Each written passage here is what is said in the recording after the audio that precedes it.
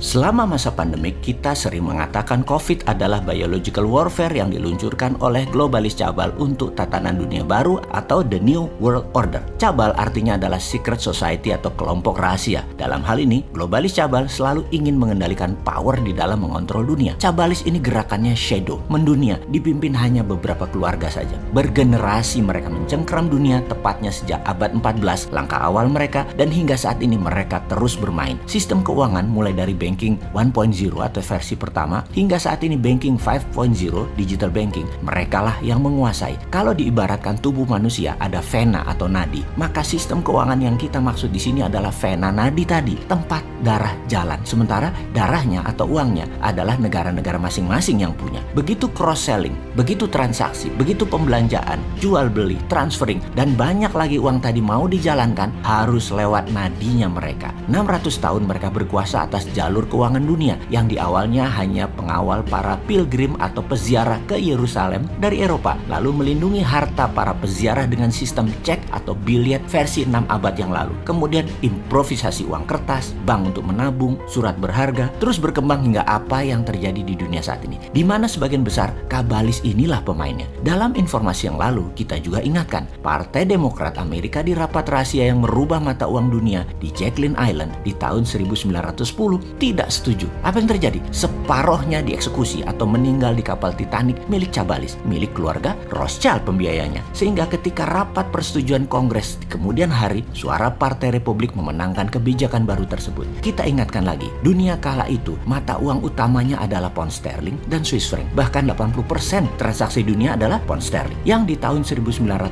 tersebut akan diubah mata uang dunia menjadi dolar, di mana di tahun 1945 hal ini akhirnya terjadi dengan dua perang besar dunia terjadi. Perang Dunia Pertama dan Perang Dunia Kedua. Lalu dolar berkuasa hingga saat ini, lebih dari 70% transaksi dunia internasional menggunakan dolar. Yuan yang kita idolakan hanya 1,6% transaksi dunia. Lalu mengapa COVID diluncurkan 2019 kemarin? Maka kita bocorkan sekilas agar menjadi pemahaman. Saya tidak akan keberatan atau terhina jika hater atau buzzer mengatakan ini semua informasi halunya Bosman. Monggo, hak Anda untuk tidak percaya. Tetapi tetap saja saya ingin berbagi. Selain memberikan informasi, juga solusi apa yang negara atau pejabat muda nanti lakukan sebagai referensi. Kita beri list apa yang mereka lakukan dalam 20 langkah. 10 sudah kejadian dan 10 lagi belum dan pasti akan terjadi. Apa itu? 1. Kendali atas media utama dan pejabat di semua negara, yaitu saat ini lebih dari 190-an negara di dunia dan sekarang mereka sudah kendalikan. 2. Meluncurkan virus yang sedikit lebih mematikan dari influenza. 3. Membombardir dunia 24 jam sehari, 7 hari seminggu secara masif betapa mengerikan virus tersebut. 4. Seluruh dunia pastikan menggunakan masker, makan vitamin, meningkatkan imunitas tubuh, di mana merekalah penyedia utama awal atas kebutuhan ini. 5. Secara sistemik runtuhkan ekonomi di berbagai negara dunia bergantian dengan membuat transaksi antar negara berkurang, membuat hilangnya banyak lapangan kerja, memukul industri padat tenaga kerja seperti pariwisata, hiburan, dan pertunjukan massal. 6. Promosikan total lockdown di beberapa negara dan diamplifikasi, dipromosikan gede-gedean. 7. Sebarkan PCR yang sensitif agar mendapatkan data banyak yang terpapar hingga membuat panik. 8. Sebarkan tahap awal vaksin dengan tingkat kesembuhan biasa saja, lebih tepatnya tidak efektif atau placebo vaksin. Lalu akan disebar PCR yang low effectivity-nya agar memberi kesan vaksin placebo tadi efektif. 10. Membuat masyarakat merasa dalam keadaan sudah normal kembali, walau fakta lapangan yang terpapar COVID akan banyak dan terus meningkat. Baik, kita potong sebentar di 10 informasi ini, di mana 10 lagi akan kita jelaskan berikutnya. Kita mengingatkan kepada sahabat semua, sekarang ini kita sudah sampai di level 8. Sekali lagi, kita sudah sampai di nomor 8. Yang 9 dan 10 adalah langkah selanjutnya sebentar lagi. Realitanya nanti berita COVID akan mulai meredup dan hilang atau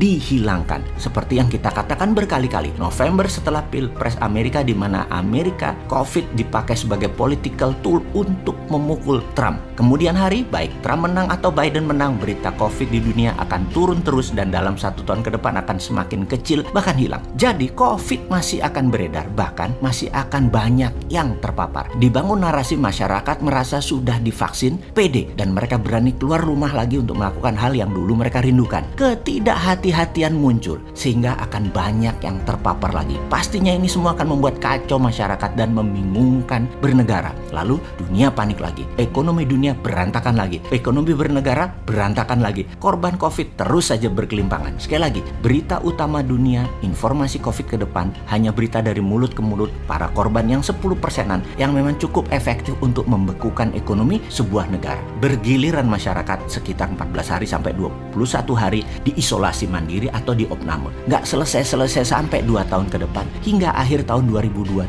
mungkin. Ini perlu distrategikan. Ini yang perlu diambil langkah strateginya. Ini semua 20 langkah adalah langkah globalis cabal sehingga tahun 2030. Sekali lagi, ini adalah langkah hingga tahun 2030. Bukan hanya stop di 2019, 2020, 2021, 2022. Tidak, sampai 2030. Baiklah sahabat, yang 10 langkah lagi kita buka di lain kesempatan ya. Toh kalian dan pejabat negara nggak peduli juga dengan informasi beginian. Orang penting apa-apa yang dari bosman itu. Dia tuh cuma jualan doang.